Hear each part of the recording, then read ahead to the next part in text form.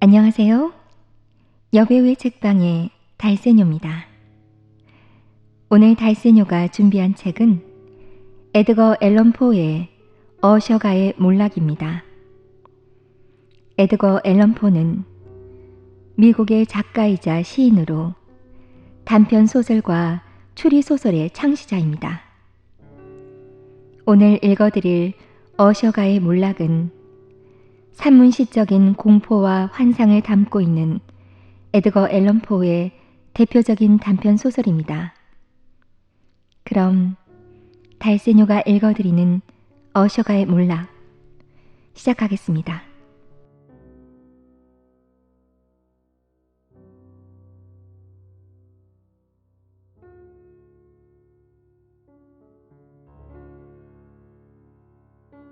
그의 가슴은 검은 고와 같아 스치기만 해도 금세 울리느니라. 피에르 장드 베랑제, 프랑스 시인. 어느 가을날이었다. 하늘엔 음산한 구름이 끼어있고 사방엔 정적이 감돌았다. 나는 혼자서 종일토록 말을 달리고 있었다. 벌판은 황량했고 사람의 모습은 찾아볼 수 없었다. 저녁 노을이 깔리기 시작할 무렵에야 나는 어셔가의 저택이 보이는 곳까지 당도할 수 있었다.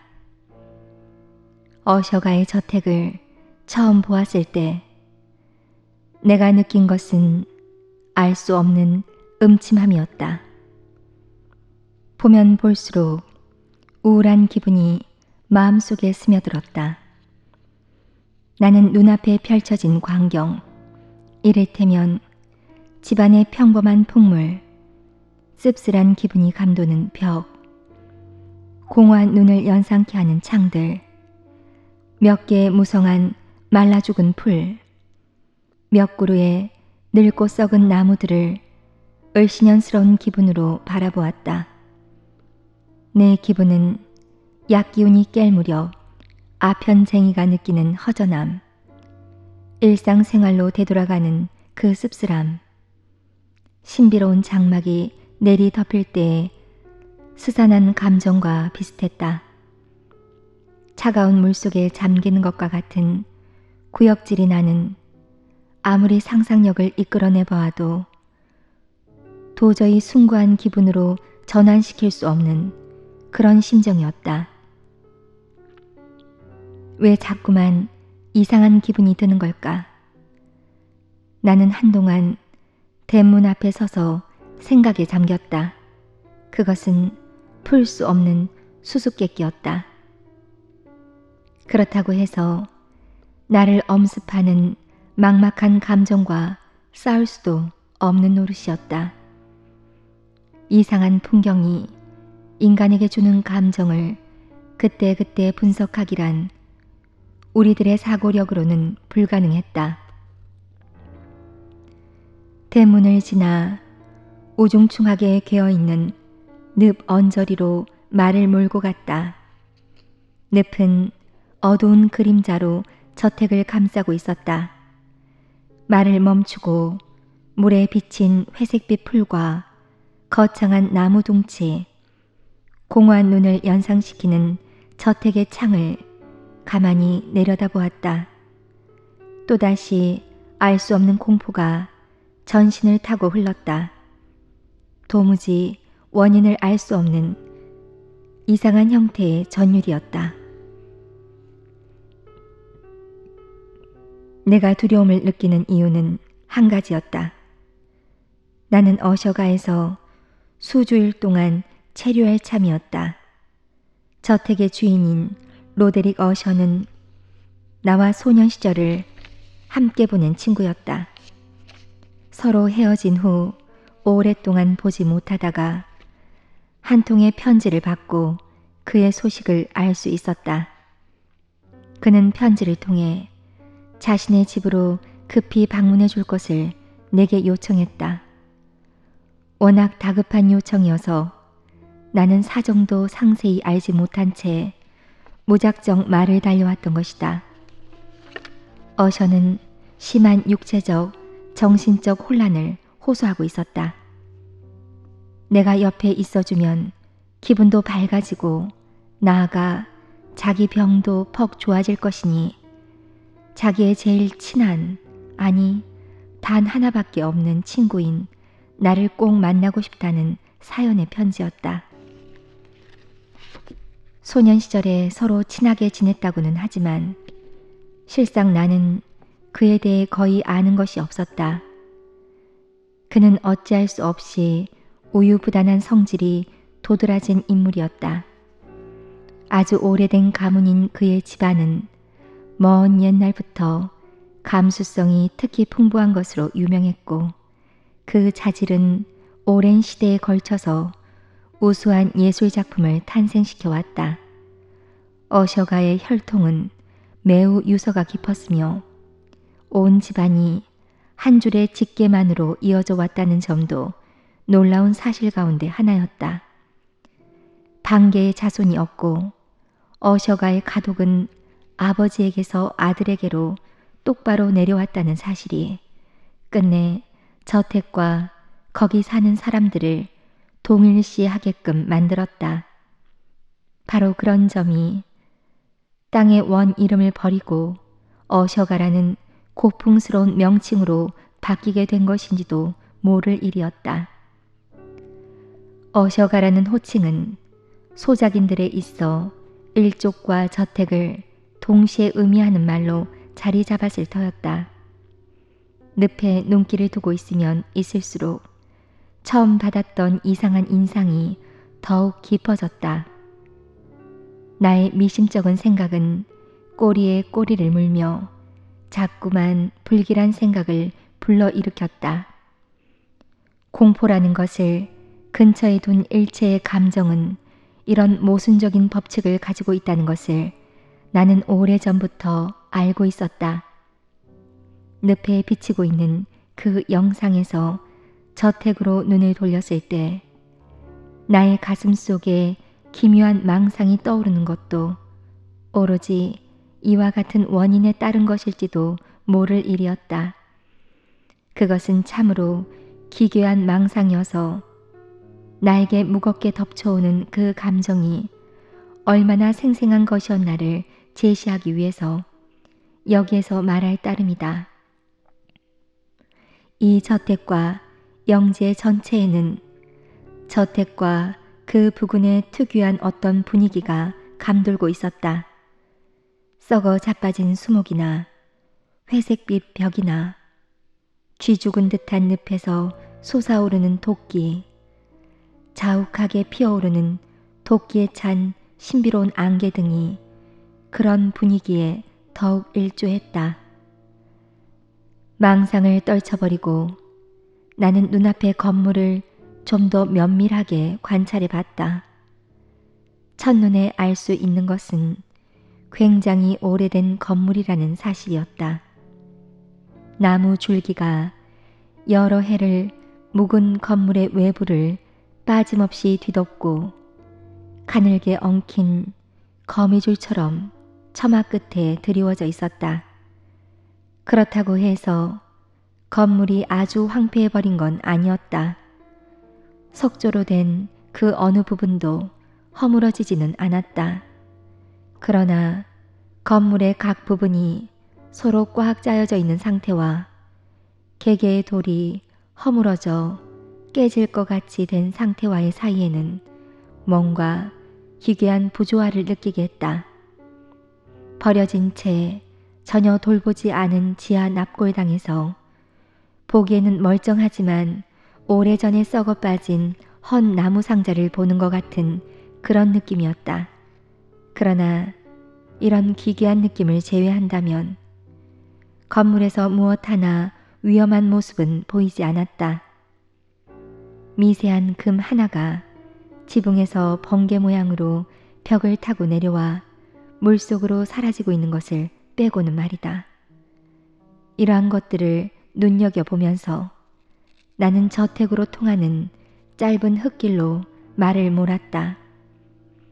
마중 나온 하인이 말을 데리고 가자 나는 고딕풍 현관으로 들어갔다. 다른 하인이 말없이 어둡고 교차된 복도를 지나 주인이 있는 서재까지 나를 안내했다.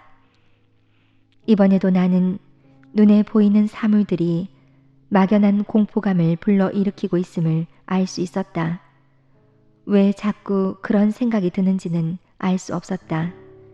천장의 조각, 벽에 걸쳐진 우중충한 천, 흑단처럼 검은 바닥, 내 걸음에 맞춰서 덜거덕거리는 환상적인 문장이 박힌 전리품, 이 모든 것들이 나에게는 소년 시절부터 낯익은 것이었다. 그래서 나는 이처럼 평범한 것들이 불러일으키는 기괴한 망상에 더욱 의아하지 않을 수 없었다. 그러다가 나는 계단 모서리에서 이 집의 주치의를 만났다. 그의 얼굴에는 교활함과 곤혹이 뒤섞여 있었다. 주치의는 당황한 표정으로 나에게 인사를 건네고는 가버렸다. 조금 있다가 하인이 한쪽 문을 열고 주인 앞으로 나를 안내했다. 내가 들어간 방은 굉장히 크고 천장이 높았다. 창문은 기다랗고 매우 좁았으며 검은 참나무 바닥에서 너무나 떨어진 곳에 달려 있었다. 붉은 빛으로 물든 약한 광선이 격자로 된 창유리를 통해 비치었다. 그 빛은 방 안의 물건을 뚜렷이 돋보이게 했다. 그러나 방의 구석구석이라든가 둥근 천장의 저 안쪽 같은 곳은 아무리 눈을 크게 뜨고 보려 해도 잘 보이지 않았다. 벽에는 우중충한 벽걸이가 걸려 있었다. 가구는 많이 놓여 있었지만 낡아 빠진 것들 뿐이었다.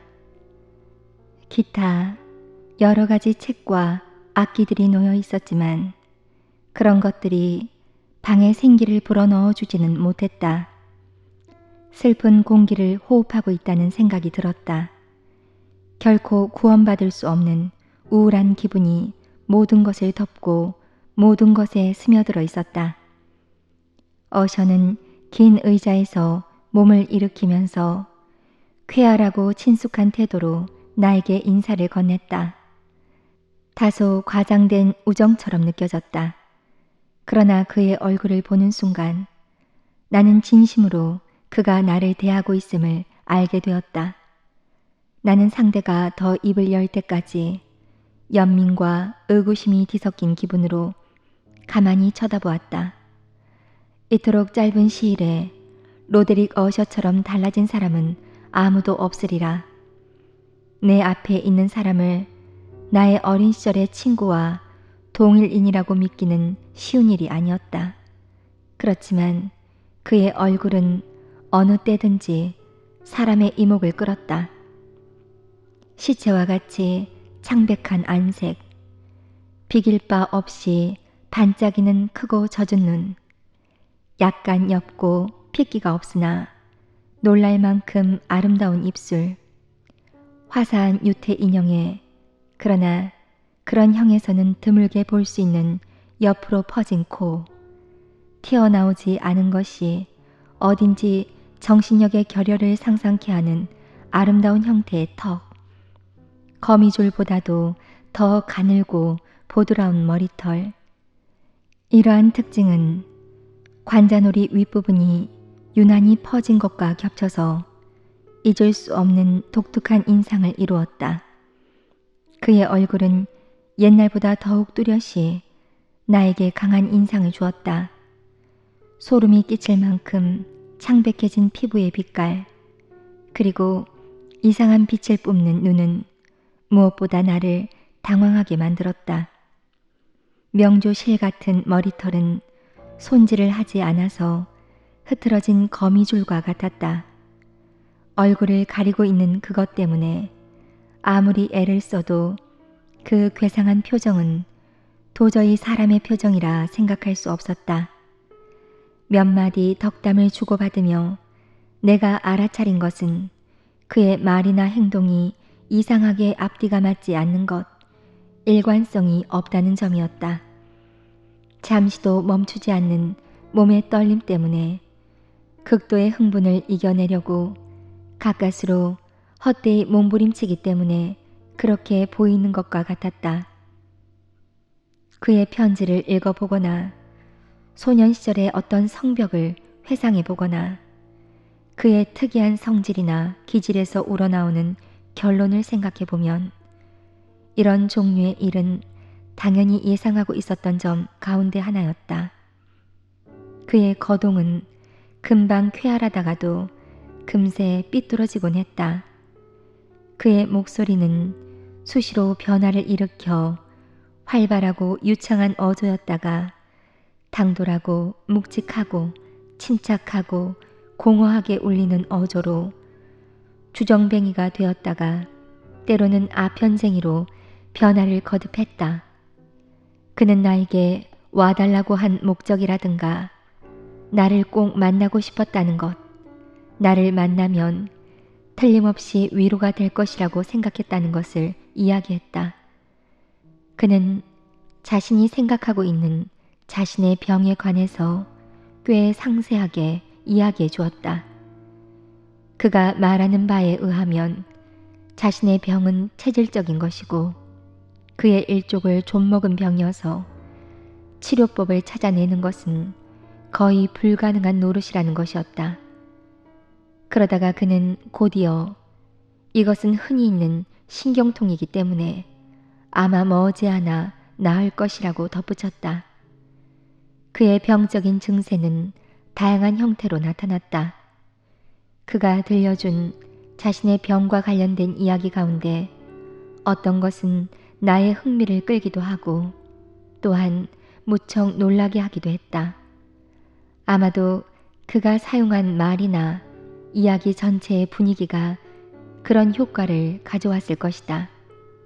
병적으로 예민해진 감각 때문에 그는 몹시 고민하고 있었다.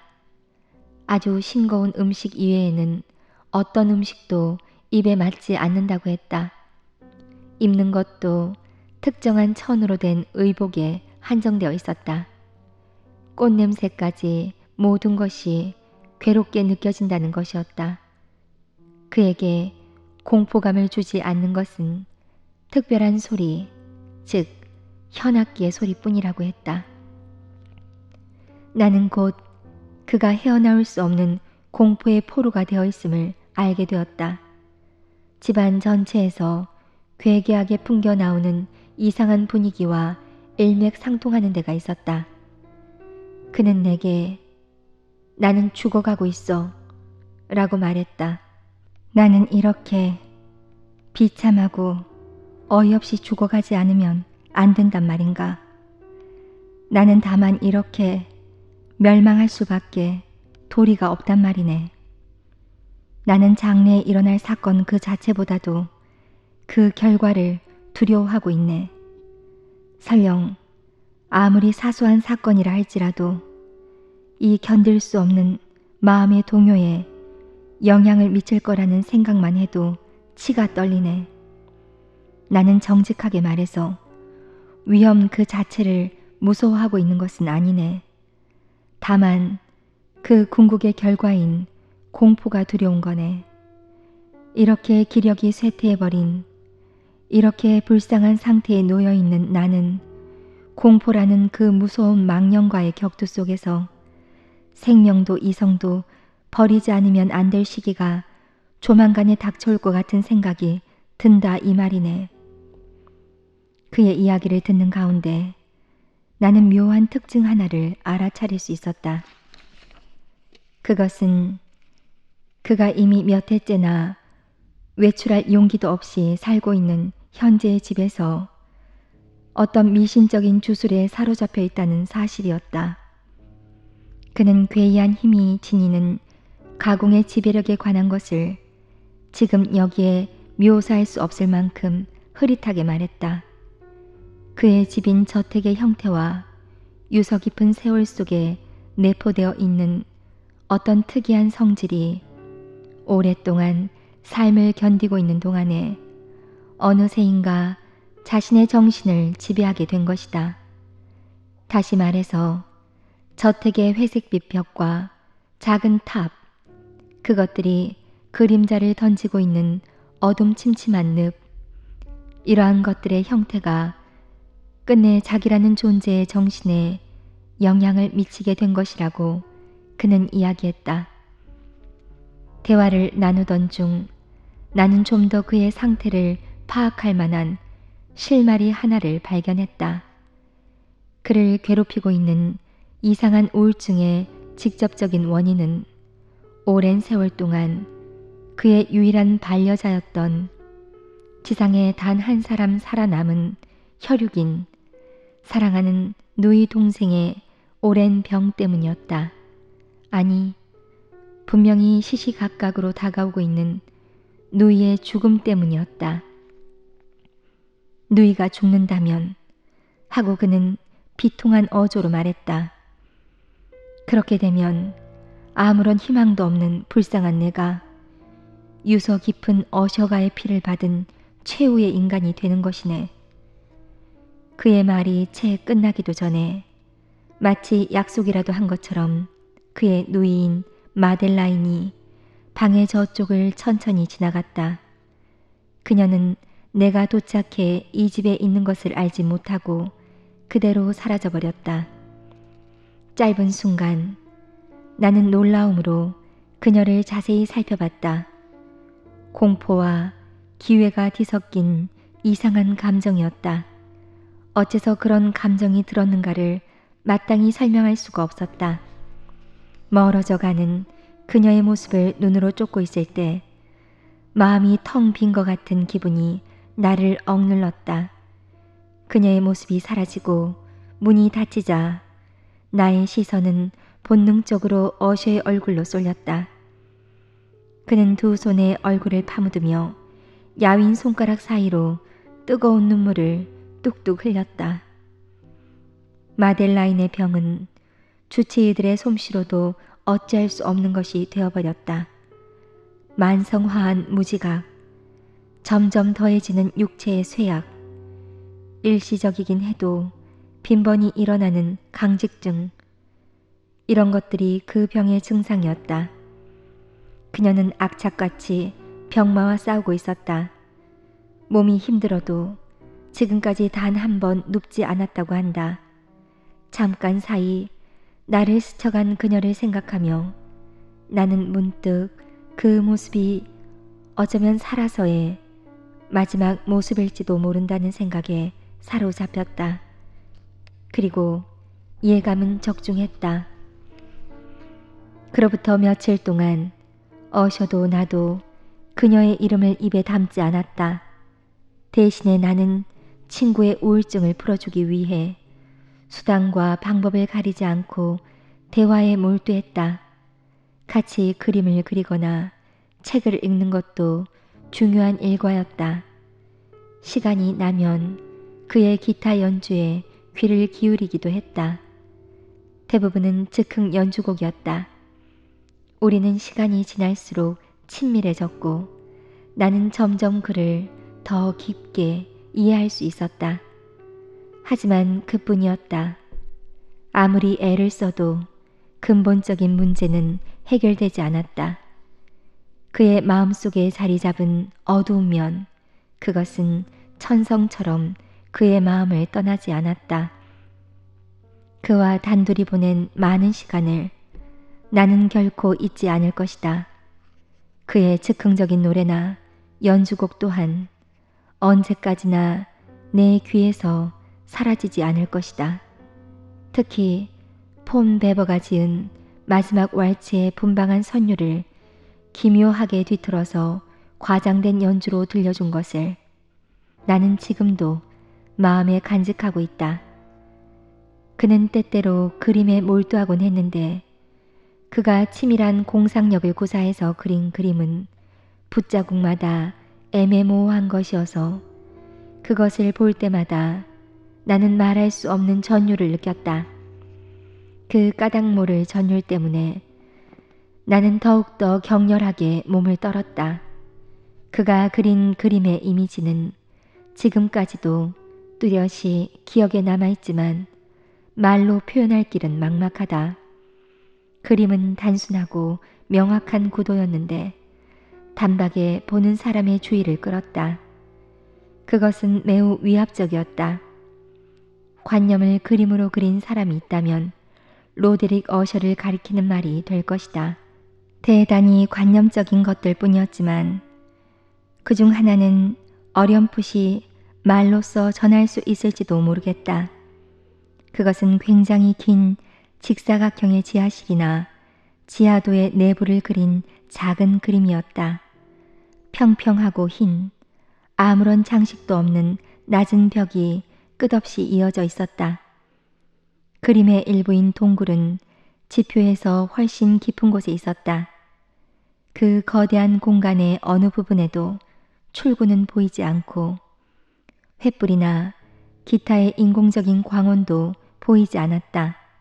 그런데도 강렬한 광선이 가득 차 있었고 모든 것은 기분 나쁜 이상한 광희 속에 잠겨 있었다.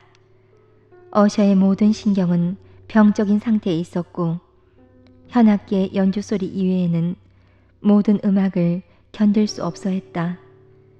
기타를 연주할 때도 한정된 범위 내의 곡만을 선택했다. 그의 탁월한 연주 실력은 도저히 글로 설명할 수 없다. 그는 즉흥적으로 가사를 읊으며 연주하곤 했는데 그 환상곡들의 가사는 물론이거니와 곡조도 인공적인 흥분이 최고의 상태에 도달하는 순간에만 볼 수 있는 것들이었다. 그 광상곡들 중에서 한 가지 가사를 나는 힘들이지 않고 외웠다. 그가 그것을 읊는 것을 듣고 나서 나는 강한 감명을 받았는데 그것은 그 노래 가사의 신비로운 흐름 속에서 자신의 고귀한 이성이 그의 왕자에서 흔들거리고 있는 것을 보았기 때문이다. 어셔 자신도 그것을 충분히 의식하고 있었으며 나 역시 그러한 사실을 어렴풋이 자각했다. 마의 궁전이라는 제목이 붙은 그 시는 이런 내용이었다. 초록빛의 골짜기에 아리따운 천사가 살고 있었네. 그리고 그곳에 그 옛날 장려한 궁전이 빛나는 궁전이 치솟아 있었네. 사색이라는 왕의 영토 위에 거기 궁전은 서 있었네. 황금빛으로 빛나는 노란 깃발이 그 지붕 위에 펄럭이고 있었네. 모두가 먼 옛날의 일이었네. 그 즐거웠던 날에 깃털 장식이 나부끼는 흰 성벽에 불어오는 온갖 간지러운 솟을 바람은 향기로운 내음을 거두어 갔네. 이 행복한 골짜기를 헤매는 사람들은 빛나는 두 개의 창을 통해 보았네. 류트의 아름다운 선율에 맞추어 옥저 언저리에 뛰노는 요정들의 춤을 그 옥자에 앉아있는 그 영예에 어울리게 당당한 위풍을 떨치고 있는 것은 이 나라를 지배하는 자였네. 화려한 궁전의 문짝에는 진주와 루비가 번쩍이고 그 문을 통해서 흐르듯이 흘러내려가듯이 항상 번쩍이면서 들어오는 것은 메아리의 물이 왕 되는 자의 슬기와 지혜를 아름다운 목소리로 노래하는 것이 메아리의 즐거운 임무였다네. 그러나 슬픔의 옷을 입은 악마들이 왕의 용상을 습격했네. 고독한 왕에게는 이젠 내일의 날이 밝을 수 없기에 언젠가 왕의 궁전의 둘레에 빛나던 영광도 지금은 묻혀진 그 옛날의 허무한 이야기가 되고 말았네. 이제 그 골짜기를 찾는 자들은 빨간 불이 비치는 창 너머로 보내 범벅이 된 음악 소리에 맞춰서 미친 듯이 춤추는 거대한 것들의 괴이한 움직임을 그리고 또한 창백한 문으로 거창한 홍수와도 같이 부종한 것에 무리가 끊임없이 뛰쳐나와서 소리 높이 웃어대는데 노래 가사는 여러 가지를 연상하게 했다. 생각을 더듬어 보니 어셔가 마음속에 품고 있는 것이 명백해졌다. 그 생각을 내가 여기서 말하는 것은 그것이 새로운 것이라기보다 그가 집요하게 그것을 주장했기 때문이다. 그 생각이란 간단히 말해서 식물은 모두 지각력을 갖추고 있다는 것이다. 그의 미치광이 같은 망상 중에서 그 생각은 보다 더 당돌한 성격을 띠었고 그는 어떤 조건 아래서는 무기물의 세계에까지 적용된다고 말하기도 했다. 그의 맹목적인 확신이 얼마나 강한 것이었던가. 그리고 얼마나 진지하고 저돌적이었던가를 나로서는 도저히 표현할 도리가 없다. 그런데 어셔의 신념은 묘하게도 대대로 전해 내려오는 저택의 잿빛 석재와 관련이 있었다. 석재들이 배치된 방법, 석재 위에 퍼져 있는 많은 돌버섯이나 저택 둘레에 서 있는 썩어 빠진 나무의 배치뿐만이 아니라 돌 그 자체의 배열, 특히 이러한 배치가 오랫동안 그대로 지속되어 왔다는 것, 그리고 또 늪에 비친 건물의 그림자, 이런 것들 속에 방금 말한 지각력이 존재할 수 있는 조건이 충만해 있다고 그는 믿고 있었다. 식물이 지각력을 가지고 있다는 증거는 늪의 물이나 저택의 벽 근처에 독특한 분위기가 서서히 그리고 확실하게 응결해 가는 사실 속에서 발견할 수 있다는 것이었다. 그 결과는 수백 년에 걸쳐서 그 일가의 운명을 형성하고 현재의 그를 만들어낸 어떤 보이지 않는 그러나 끈질긴 놀랄만한 영향력 속에서 발견할 수 있다고 그는 덧붙였다. 나는 그가 광적으로 그런 말을 중얼거릴 때마다 미지의 공포에 직면했으며 가타부타 대꾸하지 않고 마냥 고개를 끄덕여 주기만 했다. 몇 해 동안 그가 읽은 책들이란 대부분 이처럼 환상을 자아내기에 충분한 것들이었다.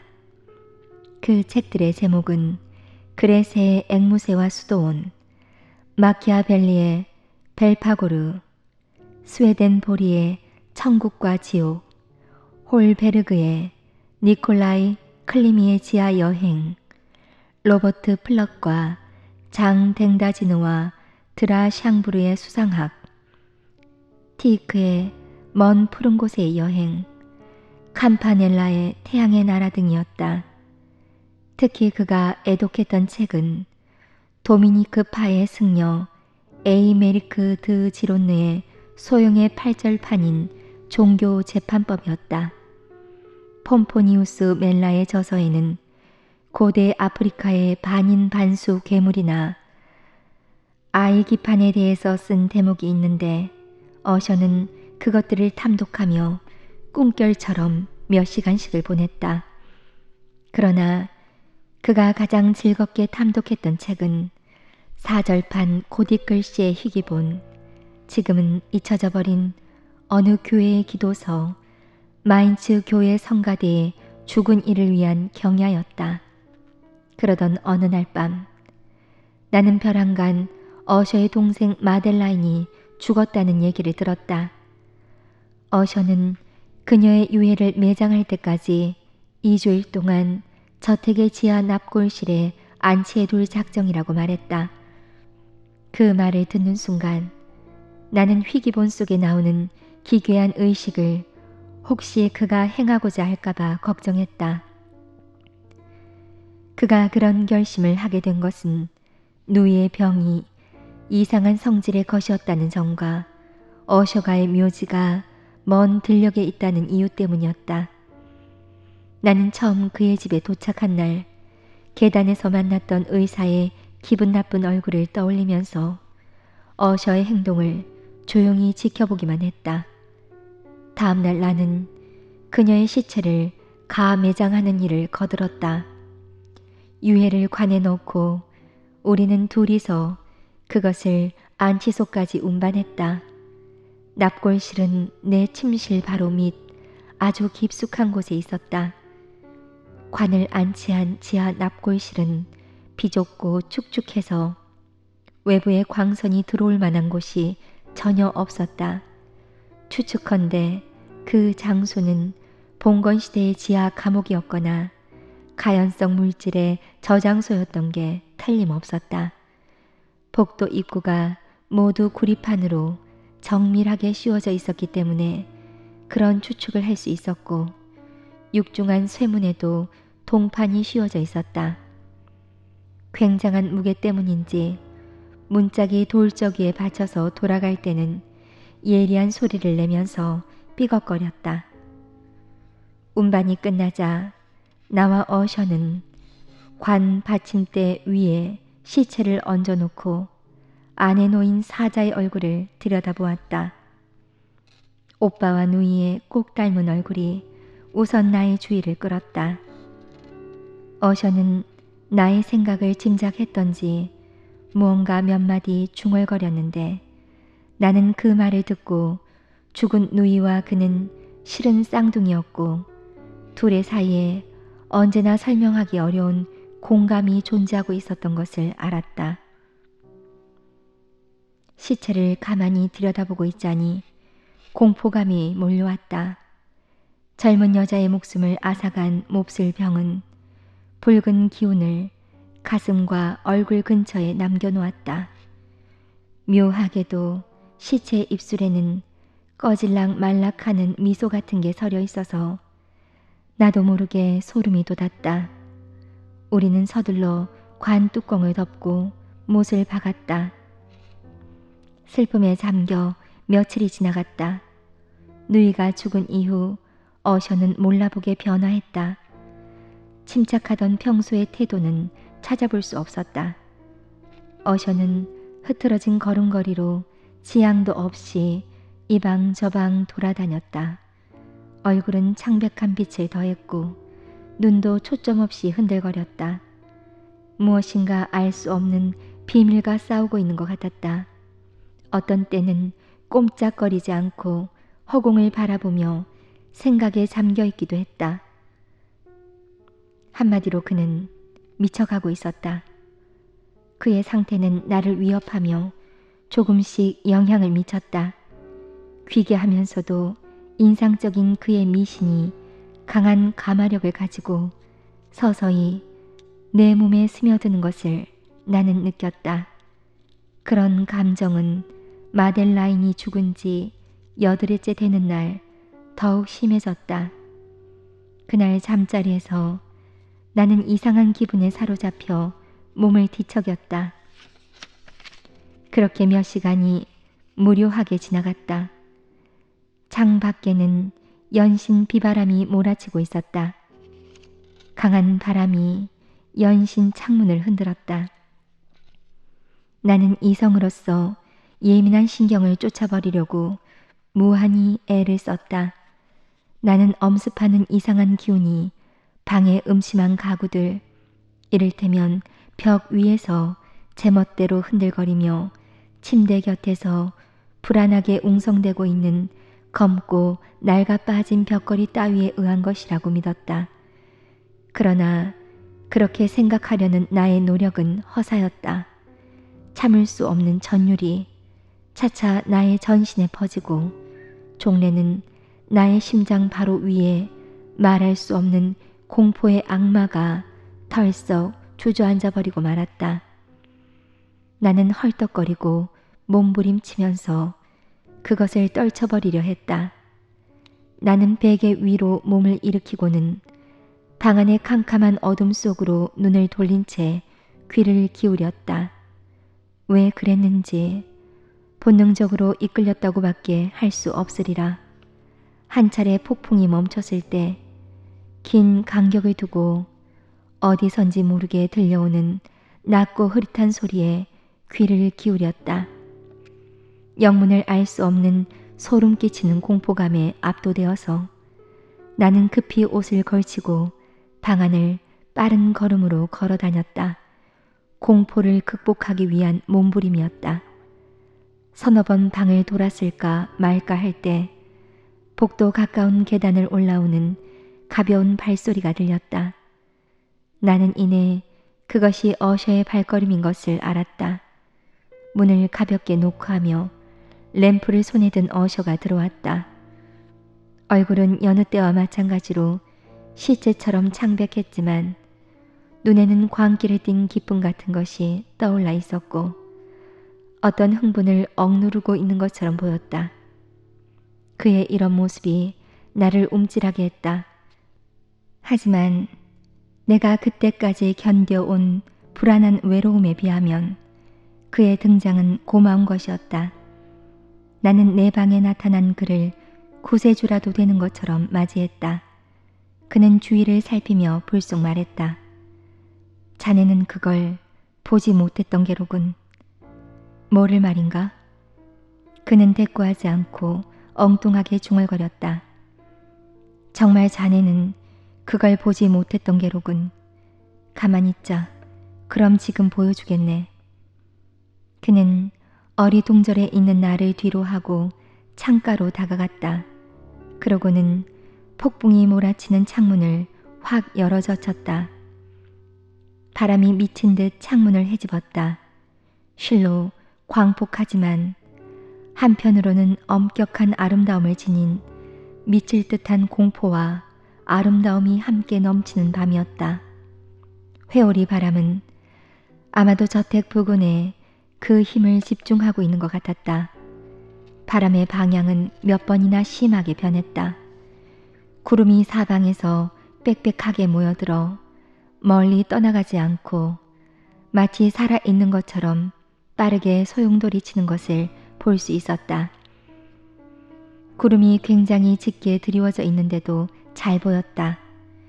달이나 별은 조금도 보이지 않았고 번개도 번쩍이지 않았다. 바람 속으로 가스 같은 안개가 기분 나쁜 빛깔 속에서 환하게 빛나고 있었다. 도대체 뭘 보고자 하는가? 나는 성을 내며 어셔를 진정시켰다. 저건 다만 폭풍에 의한 전기현상일 뿐이네. 창문을 그만 닫게. 찬 공기는 자네 몸에 해롭네.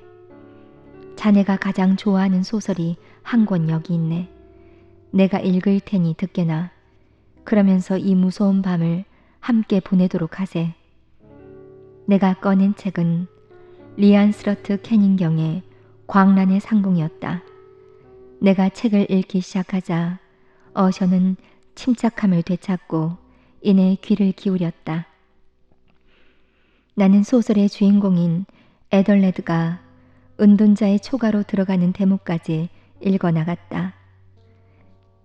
사람들이 잘 알고 있는 바와 같이 소설의 이 부분은 다음과 같다. 원래 용맹한 자인데다가 마음껏 마신 술의 효험 덕에 한층 힘을 받은 에덜레드는 묵묵히 은자와의談판을 기다렸다. 때마침 그는 어깨에 내리치는 비를 느끼고 폭풍우가 올 것이 두려워졌다. 당장에 그는 작두를 휘둘러 몇 번 타격을 가해 순식간에 문에다 주먹이 들어갈 만한 구멍을 뚫었다. 그 구멍에 손을 걸고 힘껏 잡아당기니 문은 갈라지고 산산이 부서졌다.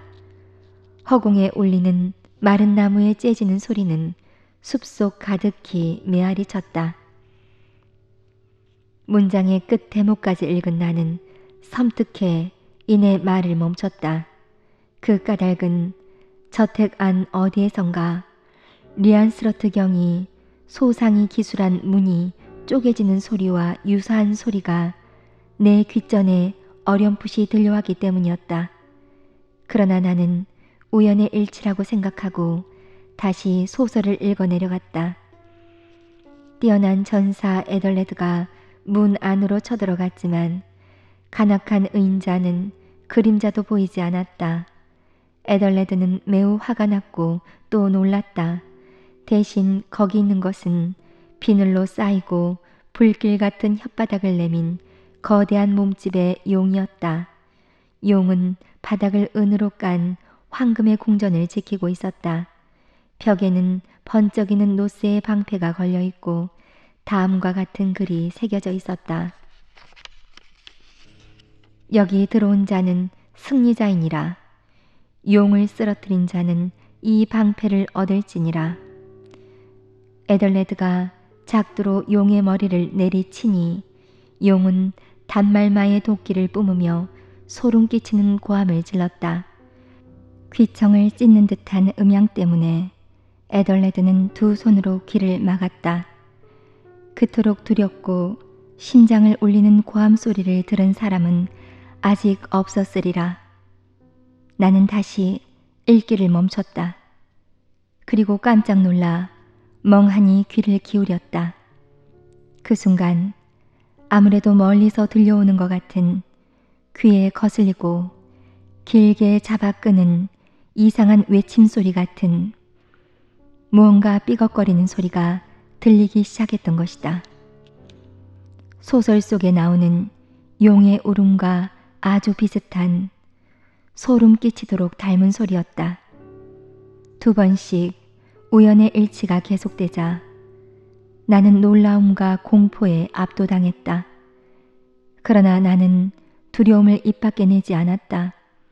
친구의 신경을 건드리지 않기 위해서였다. 그가 이상한 소리를 들었는지 어떤지는 알 수 없는 일이었다. 나는 호흡을 가다듬고 어셔를 관찰했다.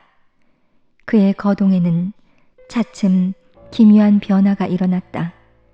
그는 자기 의자를 서서히 돌려 방 입구 쪽으로 방향을 틀었다. 때문에 나는 그의 얼굴을 한쪽밖에 볼 수 없었다. 그의 입술은 연신 무엇인가를 중얼대며 떨렸다. 머리를 가슴에 파묻을 듯이 숙이고 있었으며 눈은 크게 뜨고 있었다. 그가 몸을 흔들고 있다는 사실도 분명했다. 조용하지만 끊임없이 같은 모습으로 몸을 좌우로 흔들고 있었다. 나는 소설을 다시 읽기 시작했다. 용은 죽었다. 용의 노여움에서 벗어난 전사는 노쇠 방패에 생각이 미쳤다. 전사는 주문을 풀기 위해 용의 시체를 밀쳐내고 은을 깐 성내의 마루 위를 당당히 걸어갔다. 방패는 그가 미처 가까이 가기도 전에 그의 발 밑에 떨어졌으며 무섭고 굉장한 소리가 주위를 뒤흔들었다. 말이 채 끝나기도 전에 나는 마치 노쇠 방패가 정말로 은의 마룻바닥 위에 큰 소리를 내며 떨어지는 것 같은 뚜렷하면서도 공허한 금속성의 물건들이 서로 부딪히면서 울리는 것 같은 그러면서도 무겁게 누르는 듯한 소리를 들었다. 얼이 빠진 나는 자리를 박차고 벌떡 일어났다. 어셔는 여전히 규칙적으로 몸을 흔들고 있을 뿐이었다. 나는 그가 앉아있는 의자 곁으로 달려갔다. 그는 가만히 앞을 바라보고 있었다. 얼굴 전체가 마치 돌처럼 굳어 있었다. 그의 어깨에 손을 얹자 심한 전율이 그의 전신을 엄습한 듯이 병적인 미소가 그의 입술 언저리에 피어났다. 그는 내가 곁에 있는 것을 깨닫지 못한 것처럼 영문 모를 소리를 낮고 빠르게 중얼거렸다. 나는 그에게 몸을 붙이고 웅얼거리는 소리를 듣고자 애썼다. 저게 들리지 않나? 나에겐 들린단 말일세. 그럼 똑똑히 들리고 말고 아주 오래전부터 몇 분 동안이나 몇 시간 동안이나 며칠 동안이나 나는 듣고 있었단 말이야. 하지만 나에겐 용기가 없었지. 나를 불쌍하게 여겨주게. 나는 이 얼마나 비참한 인간이란 말인가. 나는 용기가, 입 밖에 낼 용기가 없었단 말일세. 우리들은 그녀를 산채로 무덤에 묻어버렸단 말일세. 나의 감각이 예민하다는 건 이미 말했지 않나? 지금에 와서야 말하지만 나의 누이가 저 허무한 관 속에서 약간 몸짓을 하는 소리를 들었단 말일세. 난 들었단 말일세. 그러나 용기가, 말할 용기가 없었단 말일세. 그런데 지금 오늘 밤 에덜레드가 은둔자 집의 문이 부서지는 소리, 용의 단말마의 외침, 그리고 방패가 떨어져 울리는 소리. 알겠나? 이렇게 말하는 게 좋을 걸세. 누이가 들어있는 관이 쪼개지고 누이가 갇혀있는 지하 감옥의 돌적이가 삐걱거리고 구리를 깐 지하 납골실의 복도에서 누이가 몸부림치고 있는 소리가 들린단 말일세. 나는 어디로 도망쳐야 된단 말인가? 누이가 곧 이곳으로 오지 않겠나? 나의 성급한 처사를 꾸짖기 위해 누이가 빨리 오지 않겠나? 계단을 올라오는 발소리가 들리지 않나? 누이의 그 괴롭고 무서운 심장의 고동소리가 똑똑히 들리는 것 같군. 이 미친 녀석 같으니. 그는 맹렬한 기세로 일어섰다. 그러고는 다시 소리쳤다. 미친 녀석 같으니 누이는 벌써 문 밖에 서 있지 않느냔 말이야. 나는 그 자리에서 얼어붙었다. 어셔의 말이 채 끝나기도 전에 방문이 활짝 열린 것이었다. 열린 문으로 억센 바람이 쏟아져 들어왔다. 그리고 키가 큰 마델라인이 수의를 입고 떡 버티고 서 있었다. 그녀가 입은 옷에는 피가 배어 있었고 여인 몸 전체에 무참하게 몸부림쳤던 흔적이 남아 있었다. 그녀는 문지방 근처에서 일순간 부들부들 떨면서 이리저리 흐느적거리다가 잠시 후 낮은 신음소리를 내면서 방 안에 있던 오빠의 몸 위로 풀썩 쓰러졌다. 그러고는 비명을 지르며 오빠를 마룻바닥 위로 밀어 쓰러뜨렸다. 어셔는 눈을 치뜬 채 그대로 나무 토막처럼 넘어졌다. 심장은 공포에 질려 그만 멎어버렸다. 마침내 그토록 두려워하던 운명이 그를 구렁텅이로 몰아넣은 것이다. 나는 공포로 온몸을 떨며 그 집에서 도망쳐 나왔다. 저택을 나와 진흙길을 달려갈 때도 폭풍은 그치지 않고 광란을 부렸다. 어느 순간 내가 달리고 있는 길을 따라서 이상한 빛이 비쳤다. 나는 이 심상치 않은 빛이 어디서 비치는 것인가를 알아보기 위해 뒤를 돌아다 보았다. 내 뒤에 있는 것은 커다란 저택과 그 그림자뿐이었기 때문이다. 그 빛은 이제 막 넘어가는 피와 같이 붉은 만월의 빛이었다. 건물 지붕에서 번개 형태를 그리면서 토대까지 뻗치고 있었다. 그 빛은 벽에 그어졌던 균열을 통해서 교교하게 빛나고 있었다. 저택 위에 걸린 것은 커다란 달이었다. 달빛은 저택의 균열을 따라 조금씩 빛을 넓혀갔고 어느 순간 수백 년 묵은 저택이 쩍 소리를 내며 눈앞에서 허물어졌다. 회오리 바람은 더욱 극성을 부리며 건물을 휘 감았다.